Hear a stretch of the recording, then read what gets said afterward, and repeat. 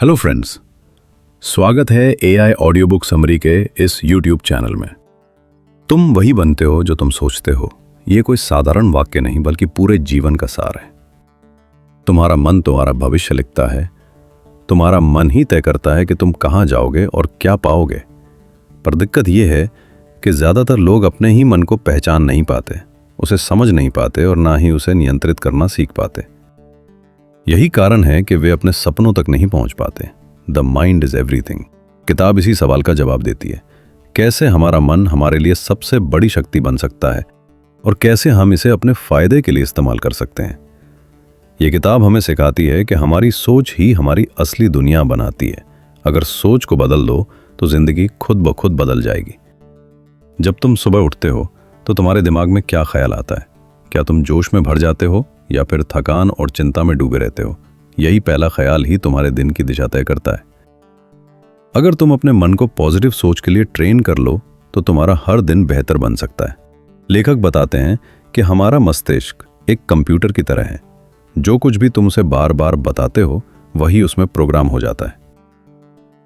अगर तुम खुद से बार बार कहो कि तुम असफल हो तो दिमाग इसे सच मान लेता है, और अगर तुम खुद से कहो कि तुम कुछ भी कर सकते हो तो दिमाग तुम्हारे लिए रास्ते खोजने लगता है। यह फर्क है नकारात्मक सोच और सकारात्मक सोच का। हर इंसान के जीवन में मुश्किलें आती हैं, लेकिन हर बार मुश्किलों को जीन को देखकर टूट जाना या डर जाना यह केवल सोच की कमजोरी होती है। अगर मन मजबूत हो तो पहाड़ भी चढ़े जा सकते हैं।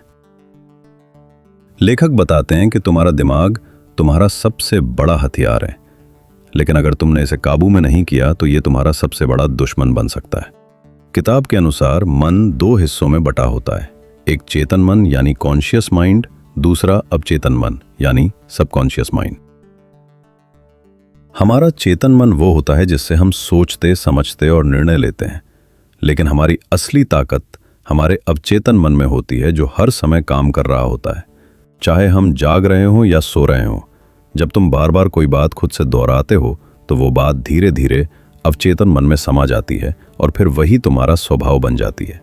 अगर तुम खुद से कहते रहो कि तुम मजबूत हो तो एक दिन तुम्हारा अवचेतन मन इस बात को सच मान ले। द माइंड इज एवरीथिंग इस बात को भी साफ करता है कि डर केवल दिमाग की उपज है। डर का कोई असली वजूद नहीं होता। हम सोचते हैं कि असफलता से डरते हैं, लेकिन असल में हम सोचते हैं कि क्या होगा अगर हम असफल हुए। ये सोच ही डर बन जाती है। अगर तुम डर को पहचान लो और उसका सामना करो तो वो गायब हो जाता है। किताब कहती है कि सफलता का पहला कदम है अपने मन को समझना, क्योंकि जब तक तुम खुद को नहीं समझोगे तब तक तुम दुनिया को नहीं समझ सकते। तुम्हारा मन ही तुम्हारा पहला गुरु है। अगर तुम अपने विचारों को कंट्रोल कर लो तो तुम किसी भी दिशा में बढ़ सकते हो। लेखक उदाहरण देते हैं कि कैसे महान लोग अपने मन की शक्ति का उपयोग करके बड़ी ऊंचाइयों तक पहुंचे। महात्मा गांधी के पास कोई हथियार नहीं था, पर उनका मन इतना शक्तिशाली था कि उन्होंने एक पूरी सत्ता को हिला दिया। क्यों?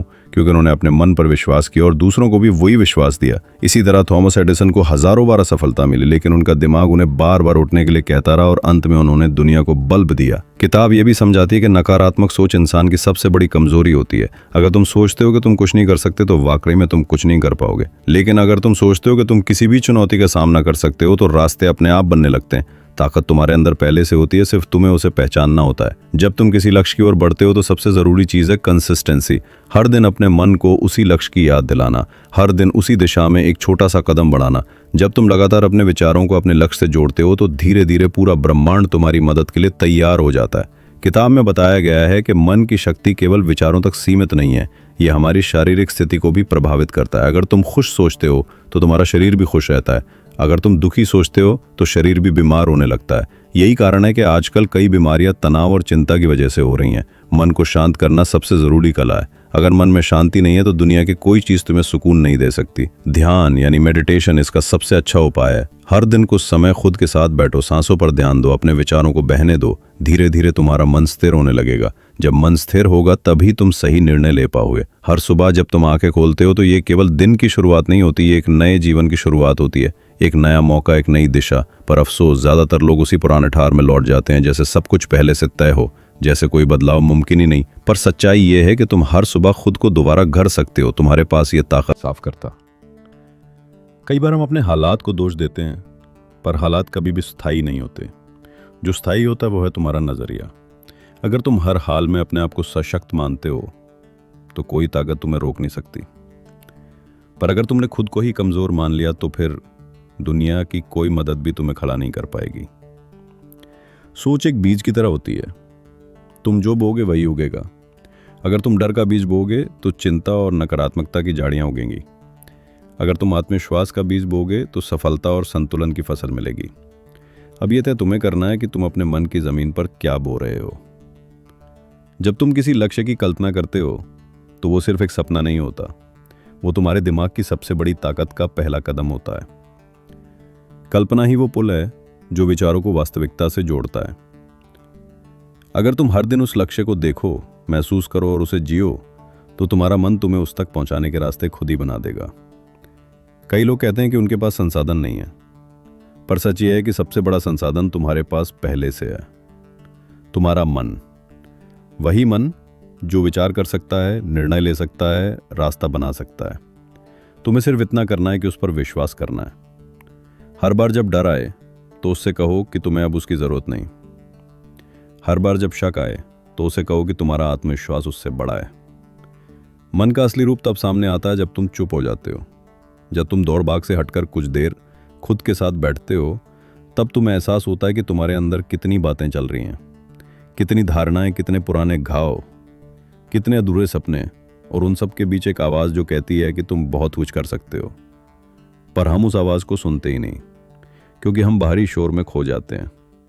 शांति सिर्फ बाहर नहीं मिलती, शांति अंदर से पैदा होती है। जब तुम अपने विचारों को देखना शुरू करते हो तो तुम पाते हो कि ज़्यादातर परेशानी उन विचारों की वजह से है, ना कि किसी बाहरी कारण से। अगर तुम अपने विचारों पर ध्यान दो तो तुम उन्हें बदल सकते हो, और अगर तुम उन्हें बदल सको तो तुम पूरी दुनिया को बदल सकते हो। हर सुबह खुद से एक सवाल पूछो, आज मैं अपने मन को कैसे दिशा दूंगा? क्या मैं डर को जीतने दूंगा या आत्मबल को आगे लाऊंगा? क्या मैं चिंता में डूबा रहूंगा या समाधान खोजूंगा? ये सवाल छोटे लग सकते हैं, पर ये तुम्हारे दिन का पूरा अनुभव बदल सकते हैं। कभी कभी हम दूसरों की राय को खुद की सच्चाई मान लेते हैं,